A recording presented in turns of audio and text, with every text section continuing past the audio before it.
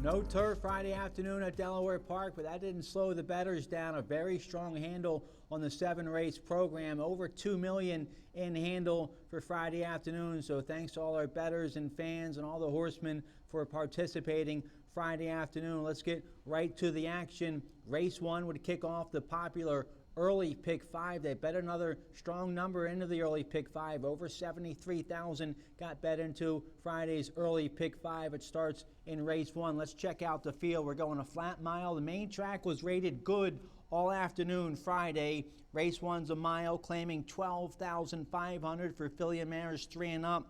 The 1, She's a Rolling Stone, would be my best bet of the day. 7-year-old mare runs for our leading trainer, Jamie Ness, and leading jockey, Jamie Rodriguez. Let's see what happens here in the Friday opener at Delaware Park. All set. Away and running to a delightful start. Beach Island was the first one to ping. Date Night Kisses showing speed. And Extremely Gruntle's right there in the main division too. So those are the first 3 as they settle down. She's a Rolling Stone, the favorites in 4th. Honor the Truth is second last. And Sandpiper Memories whips them in. 6.5 furlongs to go. And Extremely Gruntled gets a nice and relaxed lead. But the pace is keen and shows the way by 4 expanding lengths. Date Night Kisses is on hold in that second place position. And Beach Island ducks to the inside for a clear shot of the top 2. She's a Rolling Stone was 1-5 at last glance in that 4th place position. Honor the Truth comes under a heavy drive, not responding, and Sandpiper Memories passes that rival. 4.5 furlongs to go. Extremely Gruntled coming back to the face of the field. The lead's evaporated to a length and a half with 4 furlongs to go. Beach Island is right there, perched in the pocket in second. She's a Rolling Stone with the money on's a joint third with Date Night Kisses, Sandpiper Memories, and still last of all is Honor the Truth. Now the plot thickens. Extremely Gruntled under massive attack. Beach Island is poised to pounce on this long-time leader. Date Night Kisses is right there in the light blue cap. And She's a Rolling Stone needs to pick it up now at the quarter pole. As Beach Island kicks away, the rail is wide open for She's a Rolling Stone. And that one set alight. They swing for them across the track. And She's a Rolling Stone now finally hits her best stride. Beach Island loomed and flattened out. Date Night Kisses has no more to give. Sandpiper Memories gonna grab 4th, might get 3rd, but it's all over up top. The first of the day and the first favorites home. She's a Rolling Stone was a 4-5 winner over Date Night Kisses, Beach Island, and Sandpiper Memories. Nice patient ride there from our top rider, Jamie Rodriguez. He just waited for the rail to open up, turning for home, and he got his wish. And once he got rolling, it was all over. She's a Rolling Stone, an easy winner in race 1. She was 2-5 at one point. A gift at 4-5 she goes off. She pays $380 in race 1. That's the 6th lifetime win for the 7-year-old mare. She's a Rolling Stone. That was the first of 2 wins that the Ness barn would have today with jockey Jamie Rodriguez. All right, let's turn the page here. Race 2 off the turf, going a mile, 70 yards on the main track. Maiden claiming 25,000 for filly and mares 3 and up. This race would kick off the early pick 4. Bunch of scratches. Let's see what happens here in race 2. Away and running.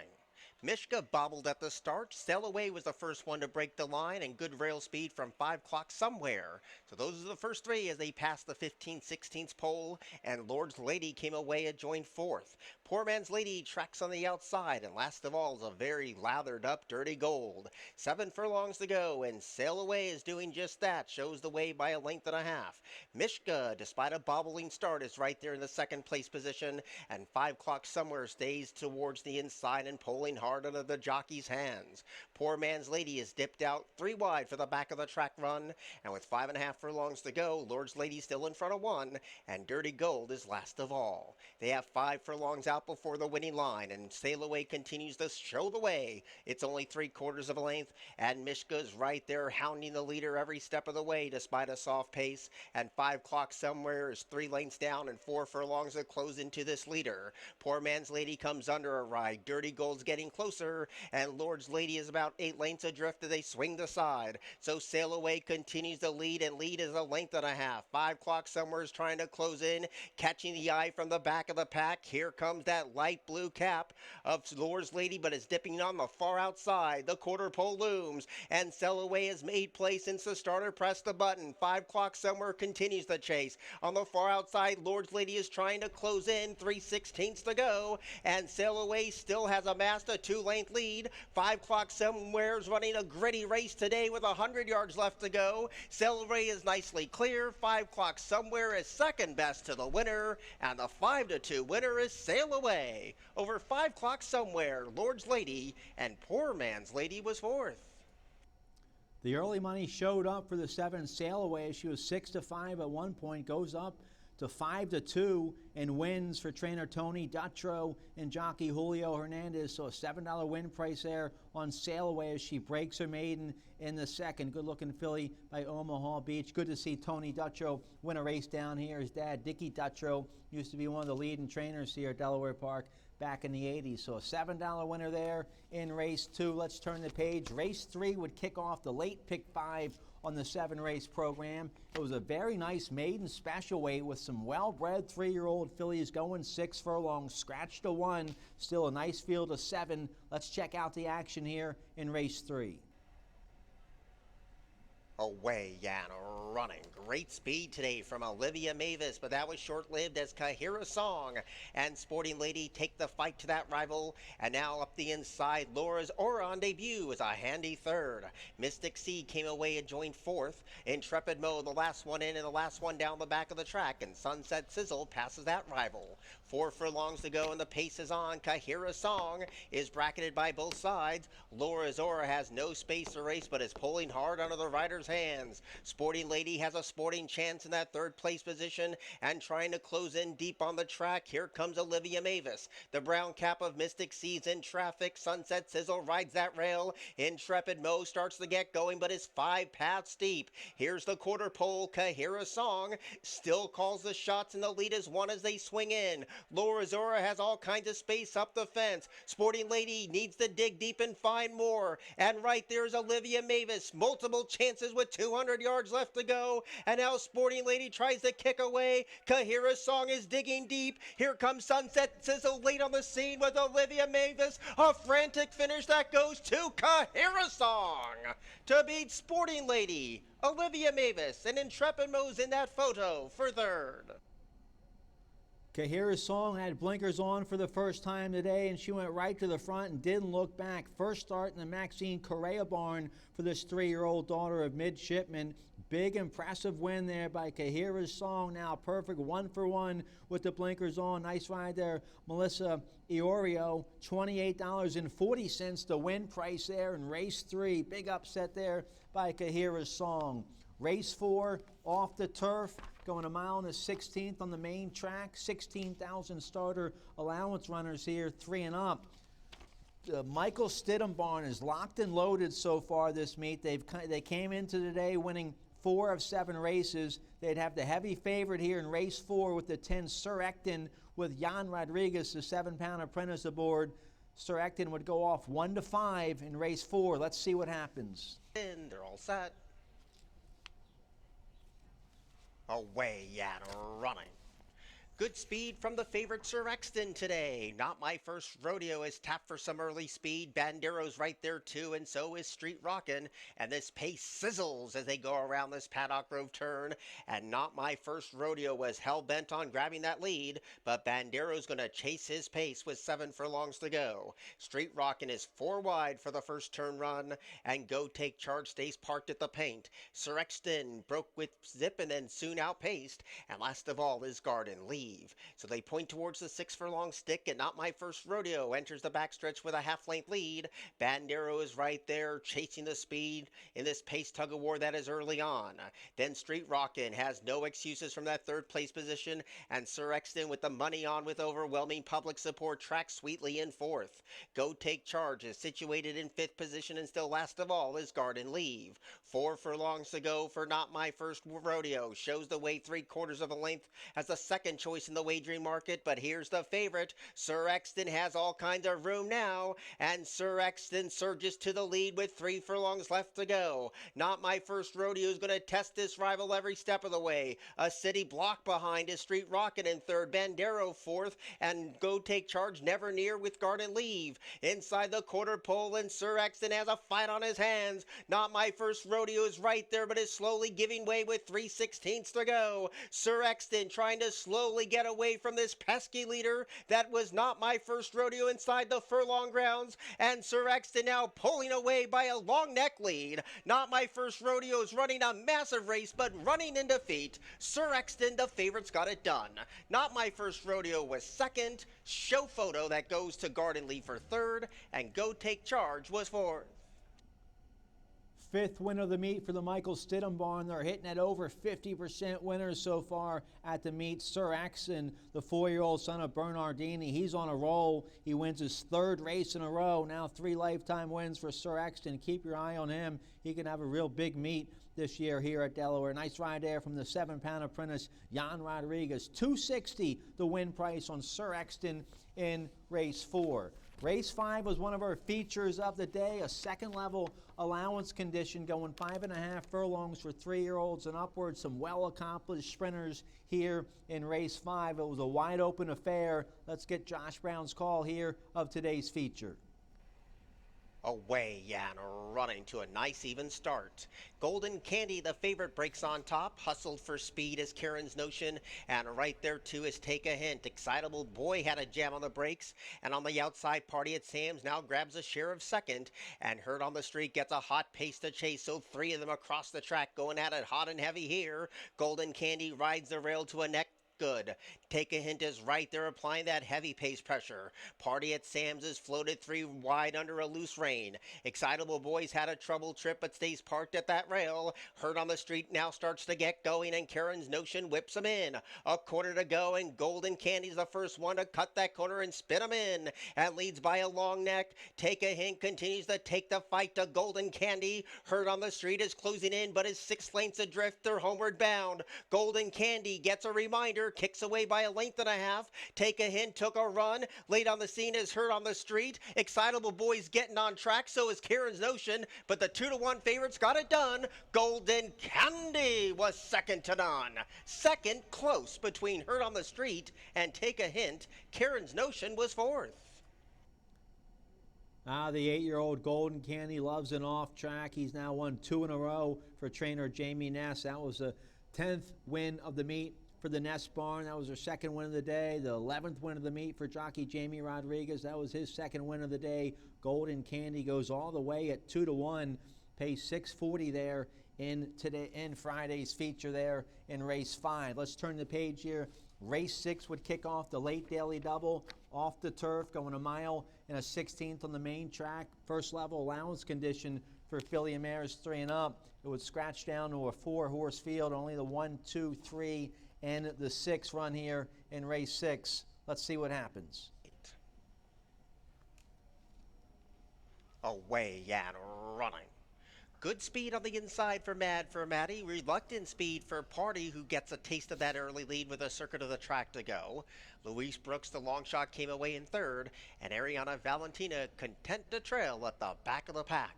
Around the first turn they go, going a little wide is Mad for Maddie, which means Party has to go 3 paths steep as they approach the 6.5 furlong point, and no track records are in jeopardy here as Mad for Maddie really puts on the brakes as they approach the back of the track run. Party is only 1 length down from this leader in second. A length and a half down in the pink is Luis Brooks, and the gray rides that rail, and that's Ariana Valentina. All jockeys happy with their positions, and Mad for Maddie spins him out of the first turn, clinging on to a length and a tail lead. Party is right there on a patient hold in that second place position, and Luis Brooks is 4 wide for the back of the track run, and Ariana Valentina is also right there in close attendance too. Only 3 lengths would cover the lot. Mad for Maddie continues to show the way at 2-1 and shows the way by a length and a half. Party is now getting closer in a great big way, and here comes Party, who has upset on its mind over Mad for Maddie. Right behind them is Ariana Valentina, who's crying crying out for room, and Luis Brooks is dropped to last. These are the three principals as that quarter pole passes. Mad for Maddie trying to see this through. Party's trying to surge on pass, and Ariana Valentina's a gray blur in the stretch. 3/16 to go. Party's holding on to a neck lead. Ariana Valentina trying to get closer up the inside. Mad for Maddie battles back with stiffening resolve. It's still Party holding on by a thread. Mad for Maddie trying hard, but chases in vain. Party has won it, I think. Mad for Maddie in the win photo finish. The 4-year-old filly Party wins a tight photo there in race 6, gives 7-pound apprentice Sarah DeFabro her 4th win of the meet, 2nd win of the meet for the Benny Perkins Jr. barn. That's the 2nd lifetime win for Party. She pays $3.80 in race 6. Race 7 would wrap things up Friday afternoon. We're going 5.5 furlongs in the 7th, claiming $62.50 for 3-year-olds and upward. Scratch the 3, Bobby's Candy, and scratch the 7. Let's take a look here at race 7. Away Yan running. Good level start. Aim for the Cork was the first one to ping. Prom Night is showing good early energy, and John's Promise is right there too. There's LD Sherrill getting closer, and in between rivals is Awesome Prince. So a good battle brews between Prom Night and Aim for the Cork. They're 1-2 with 4 furlongs to go, and the early advantage goes to Aim for the Cork, who leads 3/4 of a lane and is pulling hard under the jockey's hands too. Prom Night hasn't been asked yet, but Awesome Prince is set alive on the far outside. LD Sherrill is closing in but 4 paths deep, and John's Promise is last of all but tries to get going. Here's the quarter pole. Aim for the Cork is still in hand. The longest shot on the board is amassed a 2-length lead as heads turn for home. Aim for the Cork is well off the rail but leads by a length and a half. Awesome Prince is starting to take giant strides as this long-time leader, and here comes Awesome Prince, 3/4 of a length down. Aim for the Cork is Scutsy. Awesome Prince is getting closer, 3/4 of a length, down to a neck. Awesome Prince at the final jump, got there at 2-1 to beat Aim for the Cork, John's Promise, and Prom Night.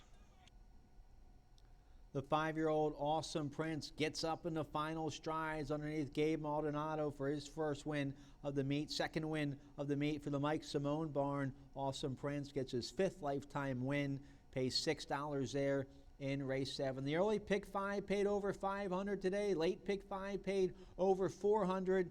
Hope you had a good Friday afternoon with us here at Delaware Park. Let's get a quick break here. When we come back, I'm going to tell you about my best bet and price play for Beach Day this Saturday at Delaware Park.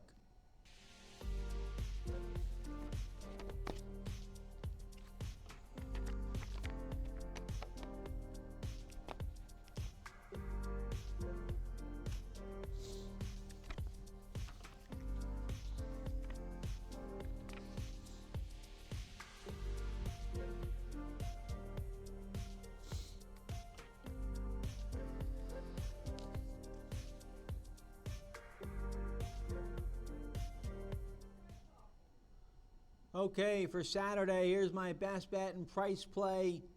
Now, we're expecting to have a lot of rain overnight into Saturday morning, so good chance we probably won't be on the turf Saturday, but that's not official. Anything can happen, but we are expecting a lot of rain, so I'm expecting another off track on Saturday. It's beach day out here. We're giving away a beach towel, some other good stuff. My best bet of the day is going to be in race 4. That's a nice 3 other than allowance condition going 2 turns, and the 3 hit the road jacks, 3-1 in there. The 6 auto glides, 2-1 in there. But I like the 3rd choice in there, the 1 Harp's Hot Corner. 4-year-olds won 3 of his last 4, including his last 2. He likes an off track. Jamie Nesta trainer, he's our leading trainer. You get Jamie Rodriguez aboard, so I like the 1 Harp's Hot Corner, ground-saving, forwardly placed trip, likes an off track.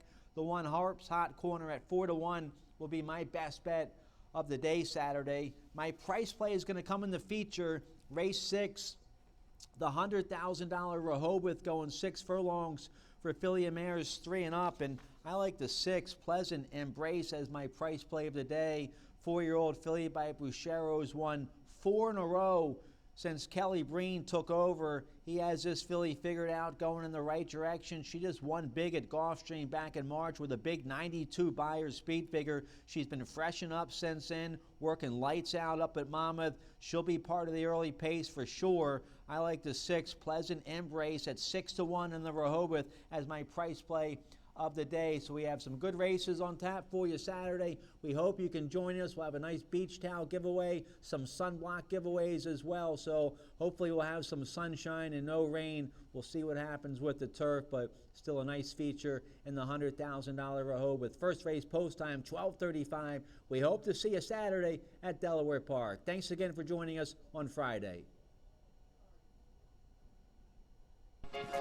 There's only one Delaware Park, the greatest one. All good, Elaine?